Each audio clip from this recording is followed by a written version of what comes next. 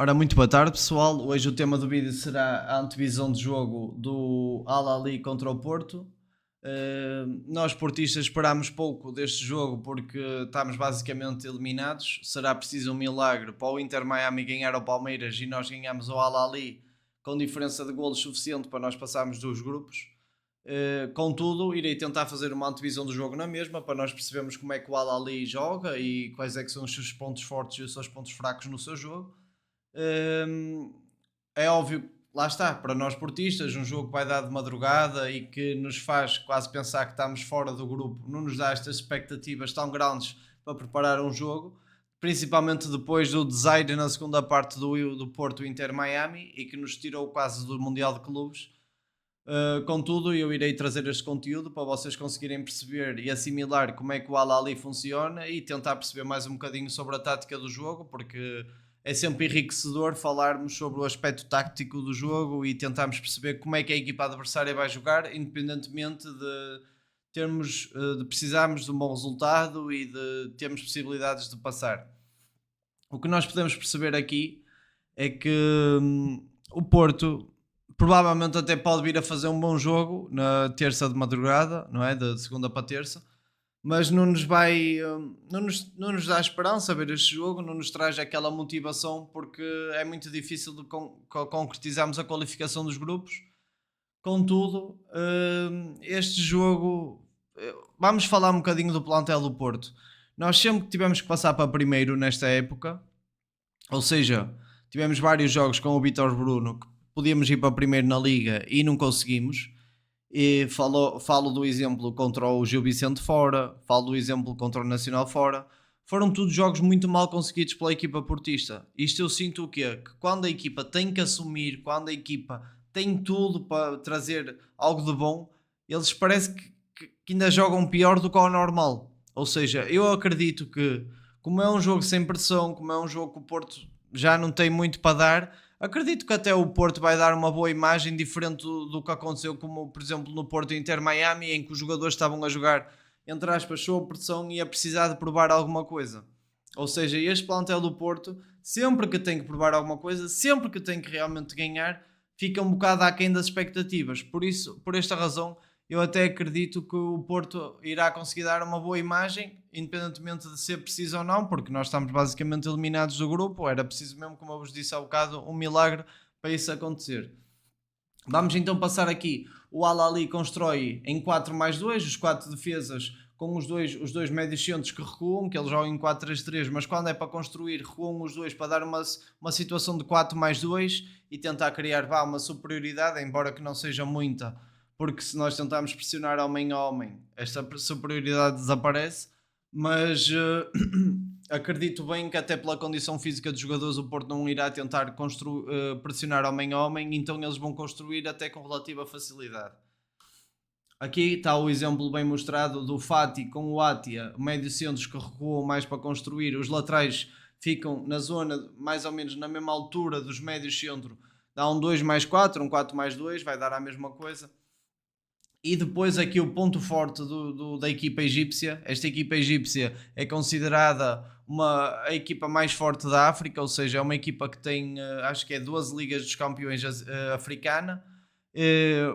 Para além disso tem inúmeros títulos no Egito, não sei o número específico, mas sei que é um número comparativamente às outras equipas completamente anormal, ou seja, é uma equipa que é dominadora no Egito e é dominadora no continente africano. Mas para destacar uma coisa, este ano o Al-Ahly não conseguiu ganhar a Liga dos Campeões Africana, ficou pela meia-final e perdeu na meia-final.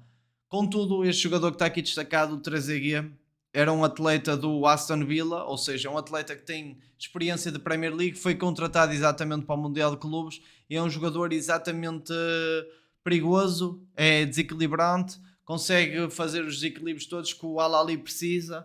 E é um jogador que até no Porto, a meu ver, calçava perfeitamente e é um jogador com muita qualidade técnica, com muita explosão, com muita velocidade de ponta, mas tem um defeito, que não vai para trás para defender.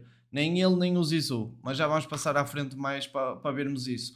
O Zizou, por contrapartida, é um jogador que normalmente aparece como extremo-direito a defender, mas depois com bola tem liberdade total para aparecer e para criar superioridades numéricas, seja no lado do 3EG, como nós estamos a ver aqui, seja no outro lado oposto, ou seja, é quase como o nosso Rodrigo Mora, que anda vagabundo e tem uma fluidez ofensiva necessária para fazer aquilo que o Al-Ahly precisa. Basicamente é isto. E passamos aqui para a Tactical Board, e nós na Tactical Board podemos ver o quê? Que eles defendem, como nós estamos a ver aqui, em 4-3-3, não é? Com o Dar e o Brahim como defesas centrais, o Atihat, Alá e o Ani como defesa direito, o Atia, o Romdahan e o Fatih, o 3EG, o Abu Ali, o internacional palestiniano, que até falhou alguns golos contra o Inter Miami, e o Zizou, que apareceu depois da lesão do extremo direito contra o Inter Miami, que ele não era o titular. Com bola, o que é que acontece? O Zizou tem liberdade total para vir aqui fazer o triângulo, como nós vimos naquele exemplo, até estar mais na largura do que o próprio 3EG. O 3EG continua sempre como extremo esquerdo. E quem é que dá a largura do lado direito? O Ani. Certo? E a equipa funciona muito assim, com bola.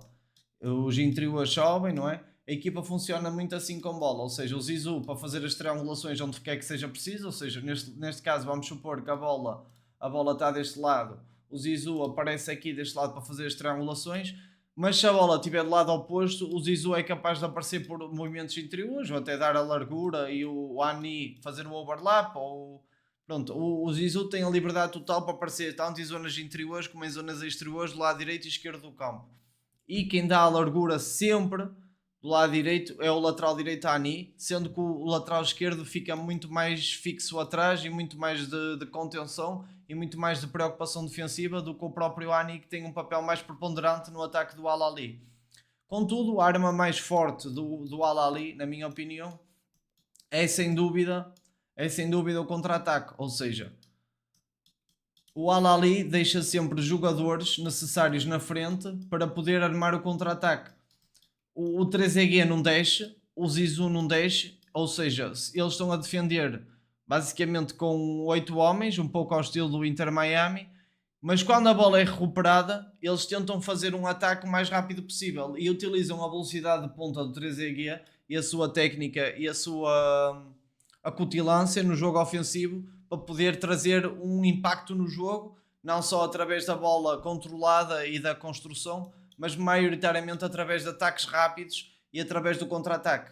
Eu acredito que se o Porto não estiver bem organizado, como há muitas vezes não está, infelizmente, porque vocês sabem, eu gosto bastante do estilo do Martin Anselmi, mas a verdade é que com estes jogadores e com o estilo de jogo do Anselmi, mas já não, sem ser com o Anselmi, mesmo com o Vítor Bruno, a desorganização, a desconcentração, a falta de motivação desta equipa está sempre em níveis elevados, então nós podemos esperar um jogo do Porto muito difícil, porque os jogadores africanos, que muitos deles são internacionais pelo Egito, caso do Zizou, caso do 3EG, são jogadores muito intensos, muito bons tecnicamente, muito físicos e que vão trazer o jogo para um campo em que o Porto não é muito forte, que é na intensidade.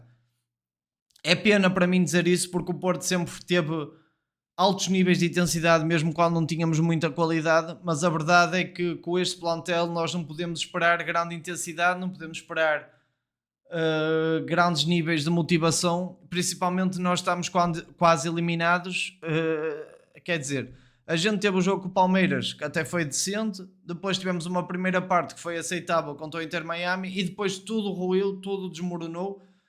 Tudo tem a ver com o psicológico dos jogadores do Porto, que não têm capacidade para lidar com adversidades. E quando têm que assumir o jogo,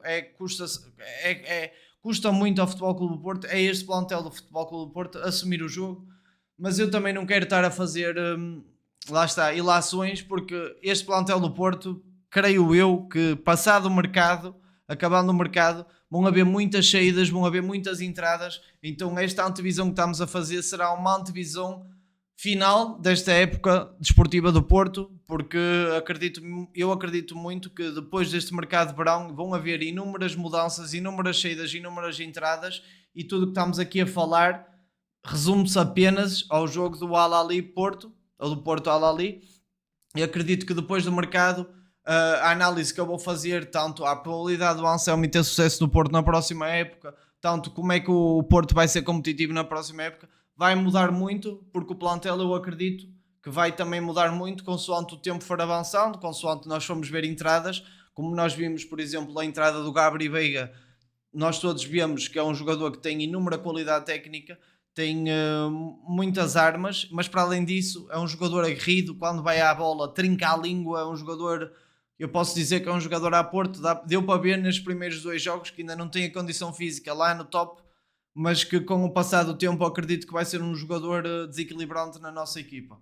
E basicamente é isto, pessoal. Se vocês me pedirem uma previsão de resultado, eu acredito que vai ser um resultado pela margem mínima, tanto para o do Porto ganhar como para o do Al-Ahly ganhar, mas eu não acredito que irá haver lá está, uma diferença assim tão grande quanto isso. Se o Porto tiver coragem para jogar o jogo, acredito que pode sair bem vencedor. Mas esta equipa do Porto é isto. É uma montanha russa que tanto está lá em cima como depois vem cá abaixo, tanto mostra coisas boas, coesão defensiva, como no jogo a seguir entrega tudo a perder. Então eu próprio não consigo vos dar um resultado exato ou uma precisão exata daquilo que vai acontecer no jogo, porque tudo depende do que os jogadores do Porto queiram fazer naquele dia. Basicamente é isto. Muito obrigado, pessoal. Deixem o subscribe.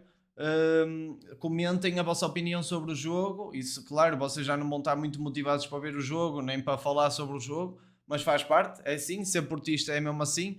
Gostar de futebol é mesmo assim. Nós não podemos ganhar sempre, não podemos apoiar só quando a equipa está bem, temos que apoiar quando a equipa também está mal. E faz parte um bocado do jogo, é mesmo assim. E temos que dar tempo ao tempo até as coisas melhorarem de novo, como estavam no passado.